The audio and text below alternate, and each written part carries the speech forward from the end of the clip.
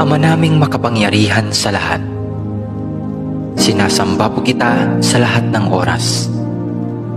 Maraming salamat po sa isang buong araw na nagdaan na puno ng biyaya, pag-ibig at kaligayahan. Salamat din po sa mga pagsubok at mumunting mga luha na dumating sa aking buhay, na alam ko pong siya po ninyong paalala sa akin na kayo po ay Diyos na buhay. Maraming salamat po sa pagbabantay sa akin at sa aking pamilya at mga kaibigan sa loob ng maghapong ito, at sa paggabay sa amin sa mga pagsubok na aming nakasalamuha. Alam ko pong nariyan kayo sa aming tabi sa lahat ng oras upang kami ay bantayan at gabayan.